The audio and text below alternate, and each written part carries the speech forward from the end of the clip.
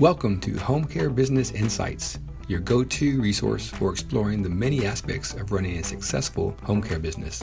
Whether you're an industry pro, new entrepreneur, or just curious about the industry, this podcast offers strategies, tips, and solutions to help you succeed. While AI-generated voices host the episodes, the insights are real and designed with your growth in mind.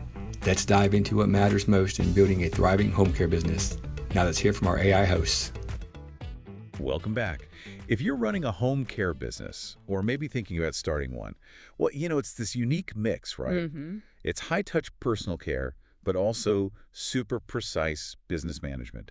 Compassion meets cost control. That's a good way to put it. So today, we're hitting pause, taking a strategic moment. We're doing a year-end health check, looking past this sort of daily grind. Getting out of the weeds. Exactly. And diving deep into those key performance indicators, the KPIs, that really show what separates a thriving agency from one that's just, getting by. Yeah, and that difference is everything. At year end, you can't just go with your gut feeling. It feels like it's going okay. That's not enough. Right. You need hard data, actionable numbers to really build your strategy for the next year. So we'll break it down across 4 main areas. Clients first, then financials, operations, and finally the quality and outcomes piece.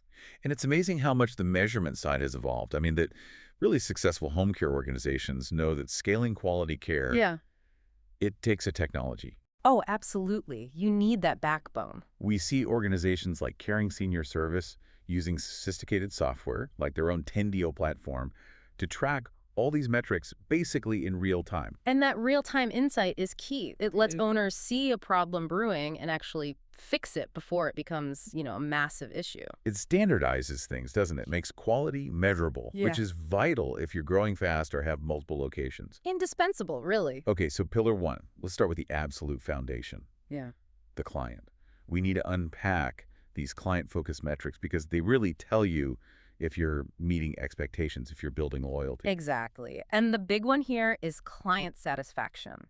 Now, you measure this with surveys, maybe feedback calls, looking at online reviews. Standard stuff. Kind of, but it's way more than just like a nice-to-have score. Okay, so why does it matter so much, beyond just sounding good? Because high satisfaction directly links to how long clients stay with you, their longevity. That means more referrals, which are gold in this business, and it builds real brand trust. Think about something like the GreatCare promise. Satisfaction isn't just a goal there. It's like the result you measure from doing everything else right. Okay, so if satisfaction's high, that should show up in stability, right? Where do we see that proof? You look right at the client retention rate. Honestly, this might be the single strongest sign of a stable, high-quality service. How so? Well, if you track how many clients stick around, say, quarter over quarter or year over year, and that number's dropping, you've got a serious service problem, and it costs you money and reputation immediately. And if they do stay, that's where client lifetime value, or CLTV, comes in. That's the total revenue you expect from one client over their whole time with you. Precisely. And CLTV isn't just for forecasting revenue, although it's great for that. In home care, it's more strategic. Strategic how? Well, think about it. You might have to decide. Do we focus on lots of clients needing less complex care, or fewer clients needing really intensive high-acuity care? Which would mean higher value per client. Exactly. Higher CLTV often means higher clinical complexity, so it's also about understanding the risk and the resources needed for different client types. So CLTV isn't just finance. It's almost risk assessment and service planning, too. And then, of course, there's just the basic patient or client volume. Got to track that, right? Yep, that's your baseline, helps you figure out staffing needs, predict revenue dips or bumps. It's how hard the engine's running. But CLTV tells you if running that hard is actually paying off. You got it. All right, let's pivot. Pillar 2, financial health. Because growth is great, but it has to be sustainable growth. We need to move from are we busy to are we collecting the money properly? Yes, and starting with the basics. Revenue and profit, we know the difference, but in home care, the margins can be really thin. Yeah, wages, reimbursement rates. Exactly. So you can have amazing revenue growth, but if your profit margin is shrinking because you're inefficient or spending too much on admin, that growth is actually dangerous. It's destabilizing. But I hear from a lot of owners that the real headache isn't always generating revenue, it's the cash flow, especially with insurance and government payers taking their time. That is the classic home care pain point. You can do everything else right, but if you can't get paid for it, pretty much. That's where the accounts receivable turnover ratio comes in. It tracks how fast you actually collect payments. Often called DSO, right? Day sales outstanding. Exactly. And if your DSO starts creeping up, say, way past 45 days consistently, that's a big red flag. It's probably not just one slow client.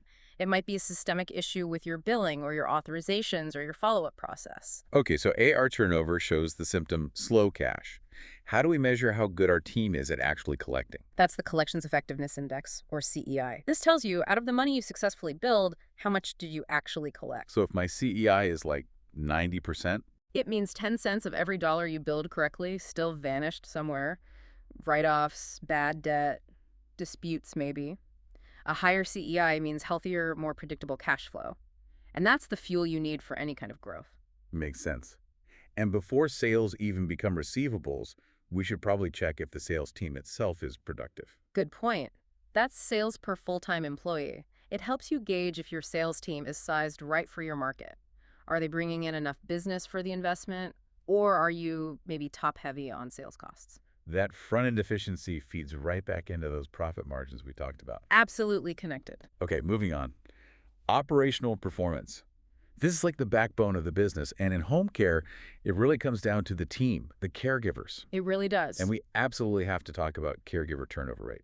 I mean, people say it's one of the most critical metrics. It is. I'd argue it's one of the most predictive operational metrics there is.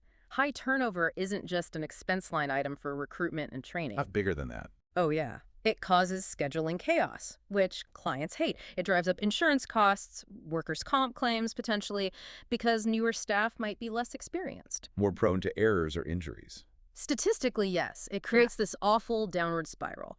Bad for clients, bad for morale, bad for the bottom line. So if an owner sees a high turnover rate, how do they figure out why? How do they fix it? Smart organizations use their systems like Tendio, for example, not just to get the raw number, but to spot patterns. Patterns like? Like, is turnover higher on weekends? With specific supervisors? With clients needing complex dementia care? Finding those patterns lets you target your fixes. Maybe it's pay, maybe it's support, maybe it's shift structure. That proactive approach is key. Okay, what about day-to-day reliability, on-time arrival? Seems basic, but why is it so crucial? Because a late or, worse, a missed visit destroys trust instantly. Right. And critically, it can impact client safety. Think medications on a schedule or assistance needed at a specific time.